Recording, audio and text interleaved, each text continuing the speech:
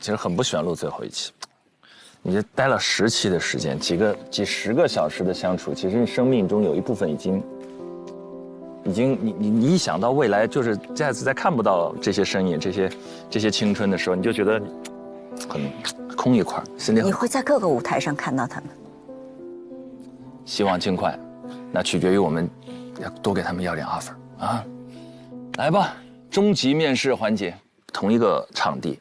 同样的椅子，各位还记不记得第一次见到他们的样子？对谁的印象最深刻？觉得谁的变化最大？脱胎换骨，焕彩新生。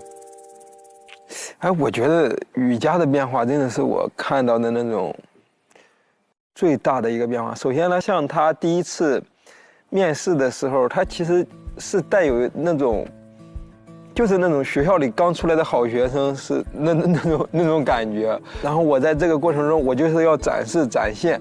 一路高歌猛进的那种状态，但是他这一次回来的时候，他好像很快的去找到了自己的一个节奏，同时又没有丢失到他当时很宝贵的那个东西。我们经常说被社会毒打之后，你很容易失去自我，但他没有，他把那个宝贵的东西保留下来的同时，他有了更多节奏上的一个改变，有了更多他之前不曾拥有的那些东西。我觉得这个真的是很宝贵的一个东西。我提到雨佳，我第一次印象里他像一把兵器，对，他像一杆矛，锋芒锐利，来就是战斗的，厮杀拼搏，第一，战无不胜。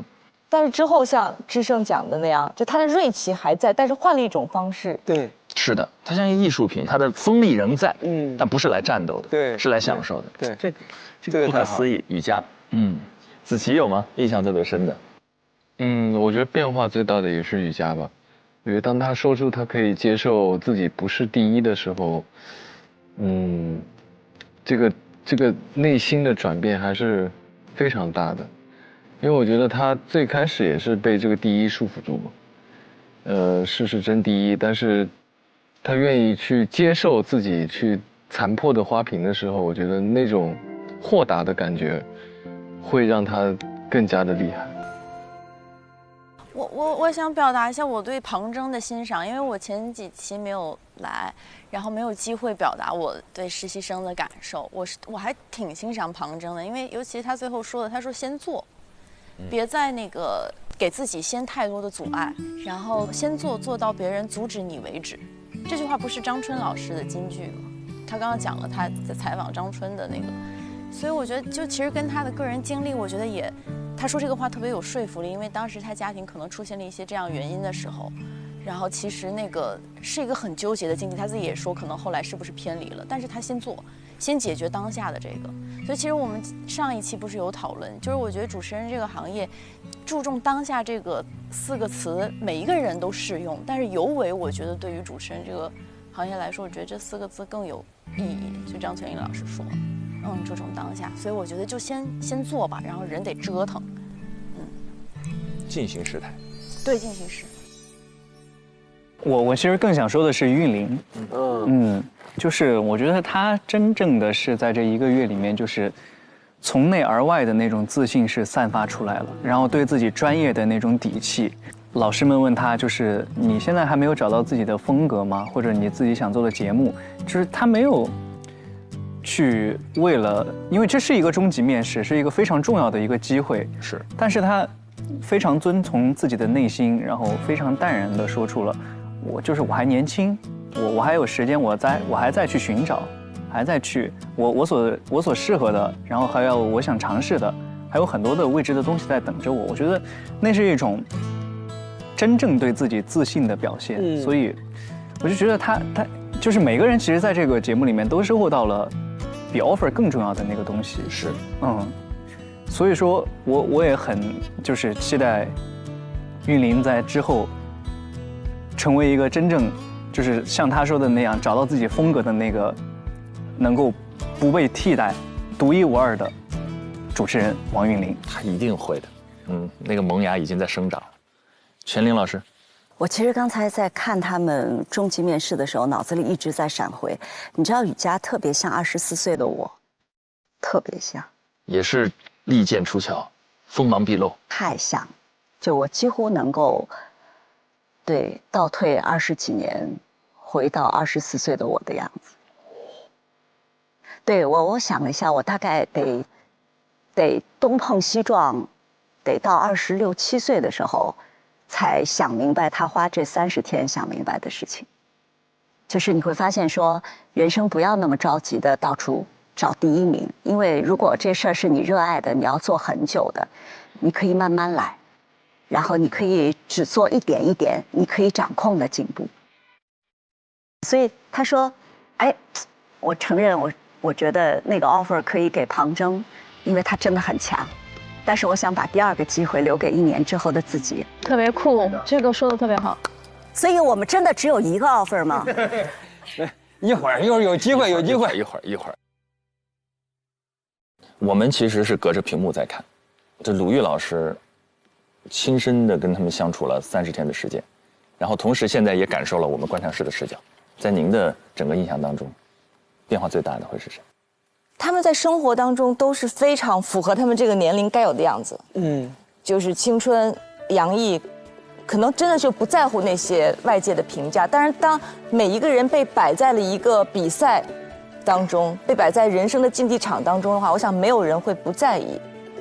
我个人觉得人生特别大的一个成长，就你意识到你不是世界的中心，你不是第一，你不是最漂亮的、最可爱的、最聪明的那一个，那是人生特别大的一个成长。我想可能这样的比赛，就把8个最优秀的小孩放到一起的时候，他们每个人内心都会在某个时刻崩溃一下，会发现哦天哪，我这次比赛不是最好的，但是这是必须的。所以能够看到这30天的每个人的速成，然后就是30天之后，每个人其实都变得更自信了。自信太重要了，我觉得做主持人，我们得有一种盲目的自信，就是我不能告诉你此刻我为什么好，但我就是好。Trust me。就是你相信有一天你会发现，哦，它就是好。就最后鲁豫老师说那点确实动人，就是这是个比赛。我们有好多节目是用比赛的形式来展开。我们之前探讨过这件事，包括脱口秀节目，包括很多节目，他没办法，这是节目，但同时这也是人生。如果是节目永远有个第一，但人生每个人都是唯一。如果他们终于有一天意识到自己唯一的那一刻闪耀的那一刻，幻彩新生，而且他们即将走到我们的身边。我们来看看，要来了。第1 offer 要发给谁？第2到底有几个 offer？第3我们到底的大礼包还是什么？最后一段 VCR 结束了，接下来的时间，那就别等了吧，别等了，好不好？下面让我们掌声欢迎本季全部实习生及带教入场。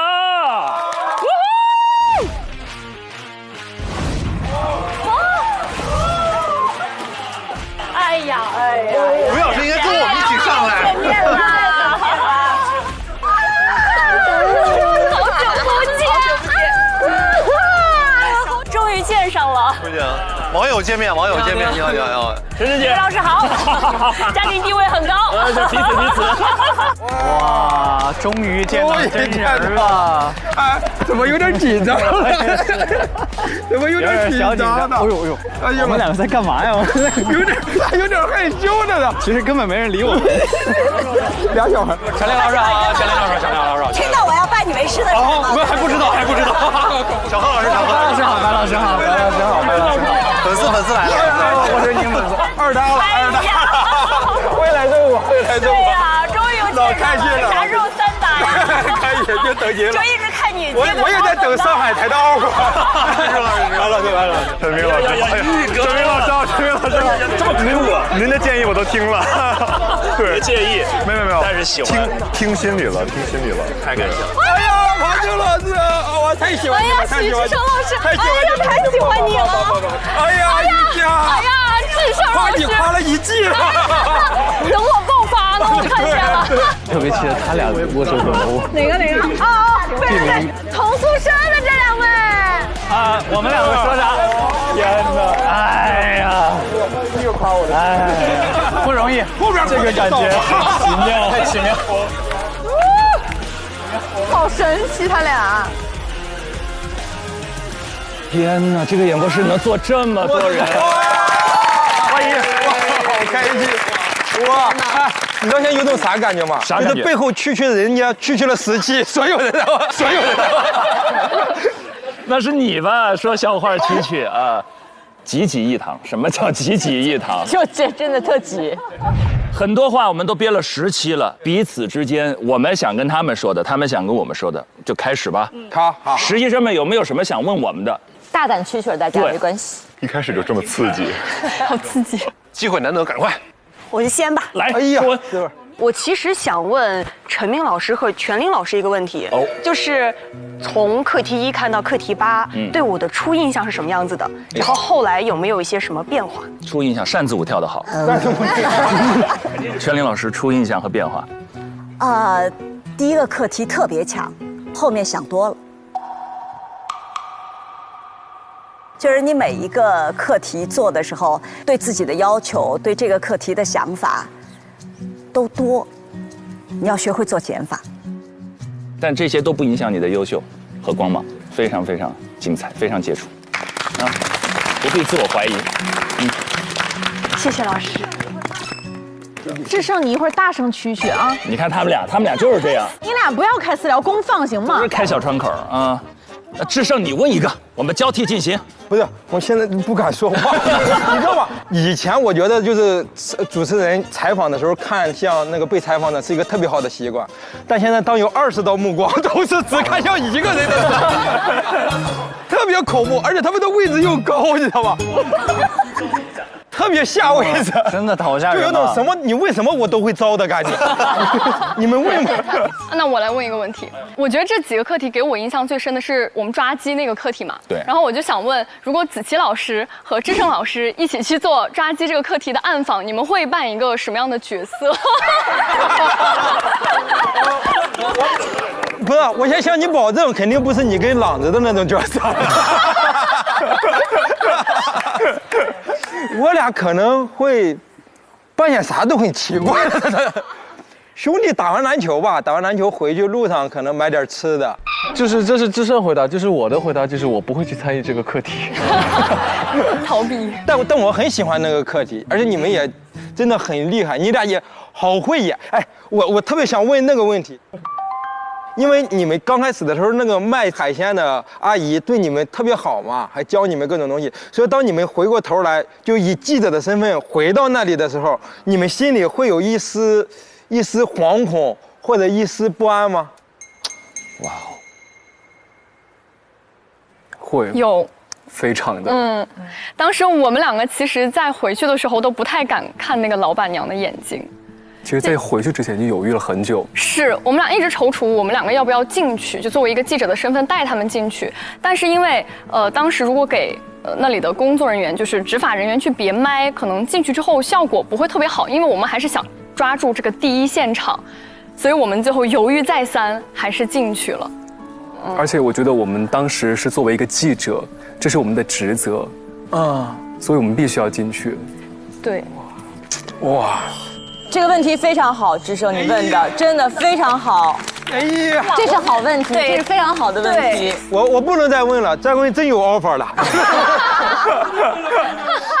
上吧，智胜，你这咱就不欺负人家实习生。助教老师们，我来问一个问题。助教老师们，我来问一个问题。该说不说，凯旋刚才确实紧张了一下，你双眼皮跳动了一下。来。其实我是感觉有一个很重要的事情，就是2位助教老师，他是全程在观看咱们这些实习生遇到的难题、遇到的困境。你们有想过，你们处在他们这个处境下，你们会做得比他们好吗？好犀利！哇！好犀利呀！哇！我自己感觉我做的不会比他们好，但是我这样说岂不是打了西哥的脸？因为西哥把我招来的。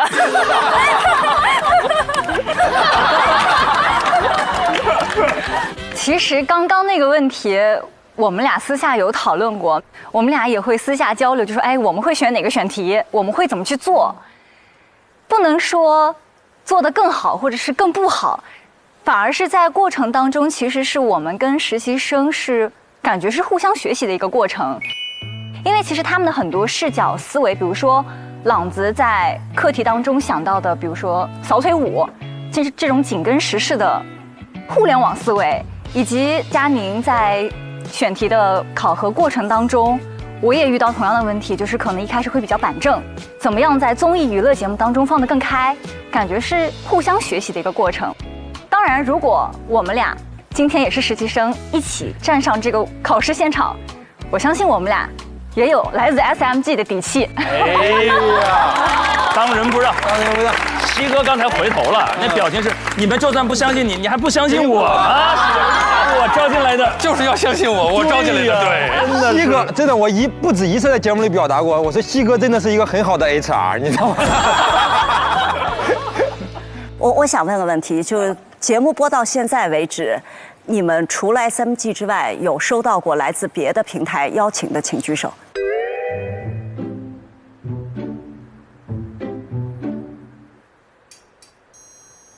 谁呀？谁有啊？好像白老师，你是收到别的 offer 了？我真收到了，我真收到了。我因为这个节目，终于被我的母校想起来了，就是还有这么一个毕业生呢，优秀校友。明年我作为这个毕业生回去参加一下学校的活动，这是我第一次收到母校的邀请。代教老师都收到 offer， 保留一点嘛。不是台长也在这儿听呢，对吧？哦。这还要保留吗？不用说那么具体。没事，白老师走了之后又空出来一个。一下子又有2 offer 了。我就是回母校看看，不是说就不回来了。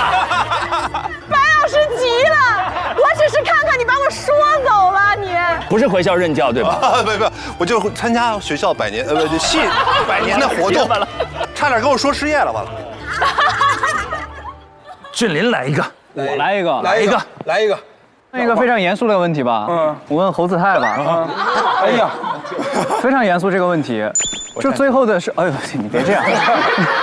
就最后那个张希老师，让你评价我的时候，你忐忑啥呢？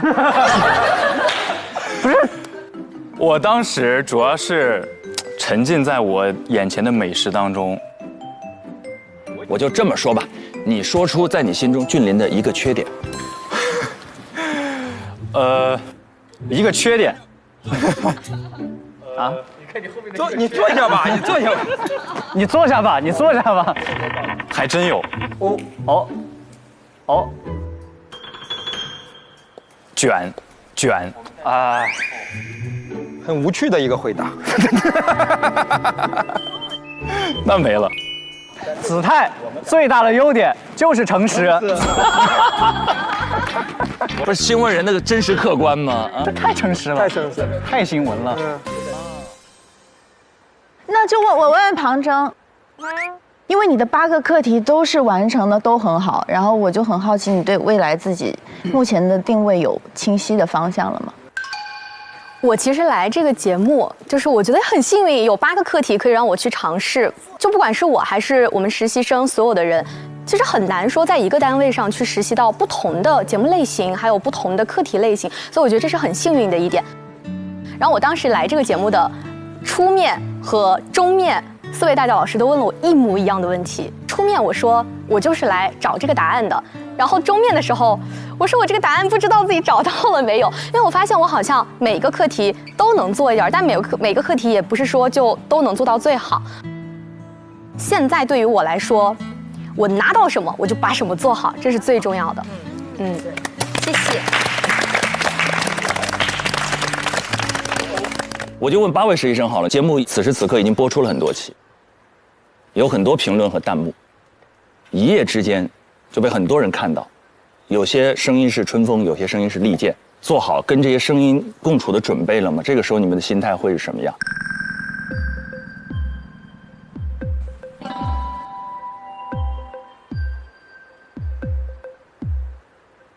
哎呀，还得是大学老师，一下子把几个人全问沉默。王玉刚刚，王玉是不是刚才举手？我不确定，我看到啊，那我就说一说吧。对，王玉可能刚打了个哈欠。哥来都来了。这样吧，那我就说说，其实我在面对这些评论啊、评价的时候，我也是一直去直面的。那我可能觉得这些评价好像是我们人生的新的课题，因为我们在这个实习的阶段，我们有8个课题要做，然后我们会遇到非常直接的答案，非常直接的是或不是的回答。但是好像我们在面对评论的时候，面对各种各样声音的时候，我们是在做整个人生的课题，它可能不是这一段时间，可能未来我们一辈子都会遇到这样的声音。那么我们还是要有着非常非常好的态度去完成这些课题。其实，在面对评论的过程当中，自己去解答的过程，我觉得也是在完成课题的过程。然后我呢，我有信心把这个课题做好，我有信心在人生的课题里面对这些各种各样的评论，然后遇到更好的自己。对，厉害，玉哥还是玉哥。玉哥太可爱了。他受不了了，他受不了了。不行。他受不了了，我受不了这么多正经人在这个，太正经了，朋友们，再松弛一点，再松弛一点。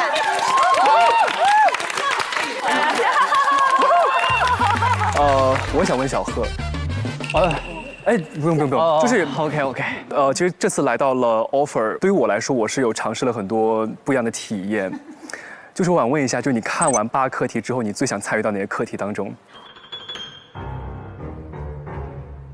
我自己啊，我其实特别想去那个人工智能大会。我觉得那个太有意思了，而且我其实很少有这种外景主持的机会，所以说这种尝试对于我来说也是一次很新的体验。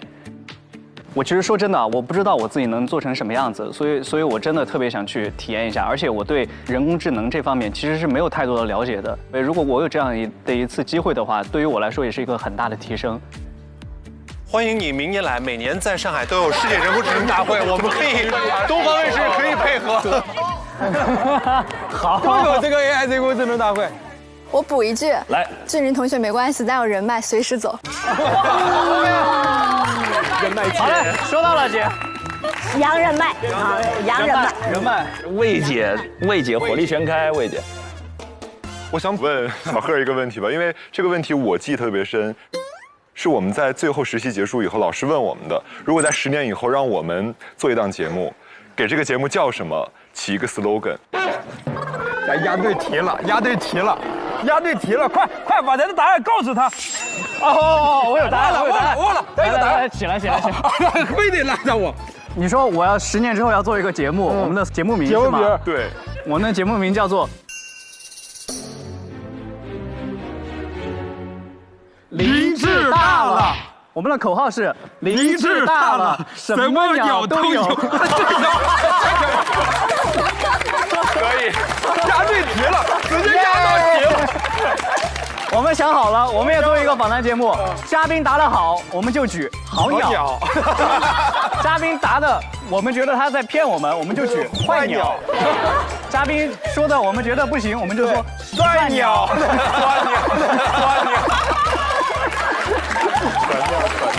我跟他们说，他们那节目请不到嘉宾，因为来了都是鸟。